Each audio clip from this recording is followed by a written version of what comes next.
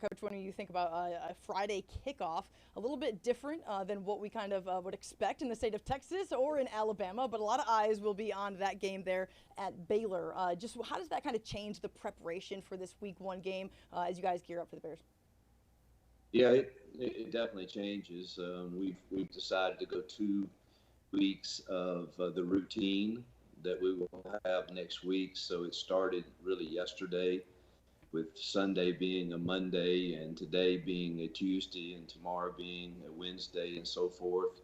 So it is a little bit different. The good thing is we have 2 weeks to go through that routine and model what the week will look like. And I think today's probably the hardest day because it's really a Tuesday practice, which is usually a little longer, and Mondays are a day here where our classes start a little earlier, so it made for a very early morning and a little crunch on time to get that in. But I think it'll be worth it as we get into the game week, and our kids have had really 2 weeks to kind of experience what the exact routine will be like, absence the air travel. No question. Coach, I know you get this question from people like us in the media from anytime that you go anywhere, maybe to church or wherever, you get the question about your quarterback. And I have to ask you specifically about Arnold's his development in in fall camp practices, and then some of the ways that you and him have been able to create a synergy with one another. I heard a funny story that you got a little upset at the end of last week's practice. The thrown visor. which also lets me know that you're comfortable enough with him to show that side of yourself. Just talk about the way that he's progressed over the last couple of weeks. Yeah, well, I've had some pretty good quarterbacks that put up good numbers, and I think I always say he's thrown his visor many times right at me, and so I think that's probably a good sign that they can handle it. And I definitely think Jackson is mature enough to know I'm for him. I'm in his corner. I believe in him strongly, and yet give me the freedom kind of to be myself too. From time to time, and I try not to overdo that every now and then, and certainly I have to come in and first look at us as coaches to see, all right, tell me how we exactly coach this. And I do think that I have a gift to, like, if I'm wrong, I'll walk in front of the quarterback room or receiver room or entire team and say, hey, I was totally wrong, and I didn't. After watching film, we did not coach this properly, or I saw something differently than what the film does not lie. And so I think that gains a level of trust and transparency with Jackson or Deuce or Ashton or other positions that say, hey, the man's real. And I do that every Monday after games. Really, with the truth is in the course of a game, offensively especially, you don't want to have a high percentage of plays that you called and then you watch the film and schematically had zero chance of working. If there's more than 2 or 3 of those in a game, we've called a really, really bad game.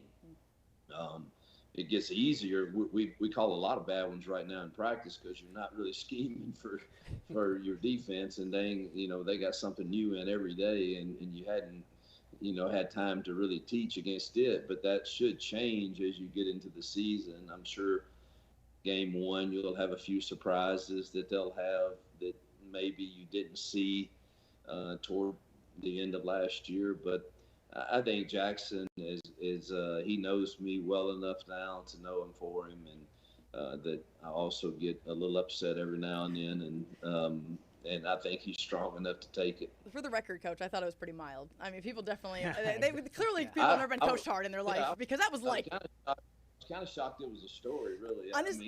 Listen, I want to say, do y'all go to many practices? People have clearly never played college sports because that was so mild compared to what I don't know. Maybe me against my dad. I played for my dad, and then you play college sports, and you see a lot, you hear a lot, and I gave that like a 2 out of 10. So, but listen, we got to have something exciting to talk about in the preseason, Coach. And so moments like that, they're fiery, and we love Rosie. She does a great job. As a reporter who, of course, took that video and asked you the follow up. But Coach, I know you spoke a little bit ago, and one of the things you mentioned that in preseason practice, you kind of have to balance good things that the defense is doing with, is this a weakness in what we're doing offensively? Are they just so aware and comfortable of what's happening with the offense because they've played against each other all offseason? How are you balancing that right now? Where do you feel like it is maybe in relation to previous years, not only at Auburn, but of course you've had plenty of success throughout your career. Where is the team at right now in terms of your concern with that? That is a incredible question, and I don't know the true answer. I said this morning in the press conference, just based off of film, you would feel like, all right, we've got to learn. There's no question we've improved in the run game in the RPO world. When it comes to the drop back pass game, it seems like we're getting some pressure on us pretty quick. Does that mean our edges are great and we're not using proper technique? Because I really believe in our tackles too, and I think they're two of the better ones we've had. And it's a fine balancing act because, listen, we've been going against them since February, and they 100% know when we're pass run, what's going on. Absolutely. And the guys are right up the field and lining up like an 11 technique out there somewhere. and so it's really hard to balance. And it's like I tell our offensive coaches and our guys all along that this hopefully is as hard as it gets. Not that, I mean, it's going to be difficult in this league and against teams like Baylor, who are really well coached on defense, to do well, but you sure hope they don't know every single time that you're going to pass to get the jet rush on you. And so that is a hard thing to kind of judge. And the other thing to add to that is, we've had SEC officials twice when we're trying to do some drives, and the darn whistle gets blowed every time somebody gets close to your quarterback. And probably for a good reason. Probably the safe bet. Yeah. It is, but then you watch the film and your coaches are like, no way he got out of that, and we're fixing to have an explosive play because this receiver just broke his route off and is wide open. And I mean, they're danged if they do, they're danged if they don't. Yep. I mean, listen, because if they don't blow it fast enough and your guy gets hit, these guys are going to be fired in a heartbeat. Poor officials, man. Y'all just can't give these guys a break. They're not going to hit him, and they've been good, but that whistle does get blown. And not to even mention, you don't really know. I know from watching tape that Jackson has the ability to run the football. Sure.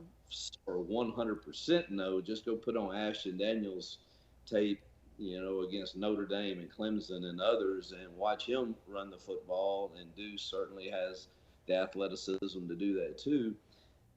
But you're not calling any of that right now. Yeah, true. You practice it in walkthroughs and all of that, but as soon as you call that in a scrimmage or something, the whistle blows, and you're in 2nd and 10. Yeah. And so it's hard to know, did he get a dirty 4 yards and keep us ahead of the chains? So all of that's very hard to manage, to know exactly what reality is, and you really won't know that until we open up and it goes live for real. Coach, you have a special talent of being able to develop wide receivers. Think of a guy like A.J. Brown back in the day, and you had several players there at Ole Miss. The AP All-America team just came out. On the second-team offense is Cam Coleman. Just how special is he, and how has he developed over the last few years? And then a guy that we know here really well, Perry Thompson. I know he's another one of the talented players in that class. Talk a little bit about that receiver room and specifically Coleman.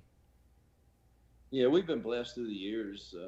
Obviously, people talk about the ones at Ole Miss, whether it was AJ or DK or Laquan or Dante Moncrief or Evan Ingram or Van Jefferson. All those guys are still doing really well.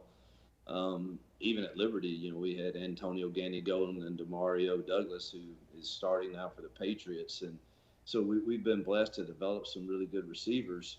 And I think this group is on par with those. We're still really young because people thought you asked the question, the development of Cam Coleman. People forget he's just a sophomore. We're still in the developmental phase, but there's been really pleased with how he's progressed from year one and year two, as I have been with Malcolm.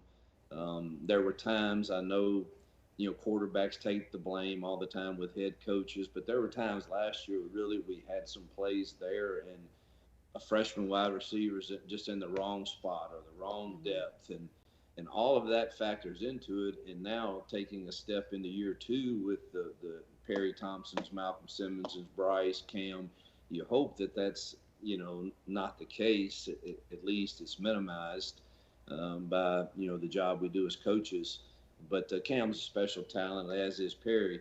Perry's been hurt for the last probably 8 days, so that's slowed his progression down. But he looked better today. I think he's getting close to being back. And then you add Eric Singleton and Horatio Fields to that group. It's a room that we feel like has to have success for us to win. Coach, it was announced last week that Bo Jackson will be honored during the Iron Bowl. It was announced today that Cam Newton will have his number retired. Two guys who are, really part of the fabric of what makes Auburn football so special. How great is that that's happening this season? And just what type of special talents? I mean, I feel like that's putting it very, very lightly. But what type of players were they from a perspective of, hey, you're the current head football coach at Auburn now, and just what they meant to this program? Yeah, I thought got to visit with him this week. He came to practice, and it was good. It wasn't public, but I knew it was happening, so it was really good to congratulate him. I mean, gosh, he's a phenomenal talent, number one, but what he meant to this program to take them to the national championship and win it was pretty stinking phenomenal, and it's a level we want to return to. And it was good for our quarterbacks to visit with him and talk to him about leadership and how to handle adversity and those things, because he obviously has done it, and just a special talent. And then obviously Bo, it's hard to probably pick 10 players in the college game in recent times. I'm not talking about going back to Thorpe and in those days, but in recent college football, it'd be hard to pick a top 10 without both of those guys in it, I would think. So they're phenomenal talents. So it's good that we can honor them this year. Coach, I want to ask you quick some news that came out of the press conference from today. Antonio Coleman, a guy who is for local here, you mentioned, I think, today that he's going to be suspended indefinitely. Any information on the Saraland alum there? Yeah, I love our players and love Antonio, and we've got a couple that, when they go against team rules, there has to be consequences. This is real life, and I don't think I do them a justice to just say, no, it's okay. I mean, there's sometimes I think that I always try to lean toward grace for our players within reason. But at some point, you have to look at them as young men and say, this is a real job. Yep. And there are expectations that come with this job. We are now in a revenue sharing model that requires you to do a job, or there should be consequences to it, or I'm not teaching real life. Now, I'll walk with you through it, but here's some terms, and he'll have every opportunity and right to return to us, provided he meets, what I've set forward with the expectations of rejoining us. Yeah, Coach, appreciate the comment there, and know that it's a difficult decision to make, but sometimes one that has to be made to teach life lessons. Peel back the curtain a little bit on what the rest of your day looks like. I know that you guys are it's a busy time right now. Is game prep officially underway at the moment? We talked about that a little bit off the top, but do you start to actually watch Baylor film? Is that happening? Is that taking place there in the office? Yeah, we just watched morning practice, and I just stepped in here to do this, and They're watching Baylor currently right now, and we'll try to have the final plan in by today's. I get my days. Today's Monday, which is really a Tuesday, but I hope by Thursday of this week it's complete, and we have a couple extra days really to hone in, particularly on those critical downs, those third downs and those red zone opportunities and goal line areas. Hope we get a couple more shots than you do on a normal week, so that we can be really excellent and confident in the plans that we have. So yeah, they're in there watching, and I'm gonna finish this interview and go get a haircut. Nice. I hadn't had one since camp started, and then we'll be back in there with them tonight to we've got a plan to try to finish up watching all third down today. Okay. Well, Coach, listen, just throw a hat on. Nobody will tell. Yeah. And, just the cameras are practice. I will, but the longer it gets, it starts to curl up and look kind of ragged. I love that. Coach, really, really appreciate your time. We will let you get to watching film on Baylor. And one last thing I want to mention is that when we see about 8-9+ wins this season, we're all going to take to the golf course at the end of this year to celebrate that. When you come down here to the golf course, we've got plenty of great courses down here. Gerhard, Patrick, me, we're gonna a great foursome. We'll have a good time. Well, I love it. Just prepare to be talked about. If you see me on the golf course with you, they'll say you're playing too much golf. Yeah, you know what? Listen, I'll take that spotlight. We'll have a good time either way. We have poke fun at the very. Hey, appreciate it, Coach Hugh Freeze, head coach at Auburn. Appreciate your time from the plains, sir. Yeah, thank you guys. Good stuff.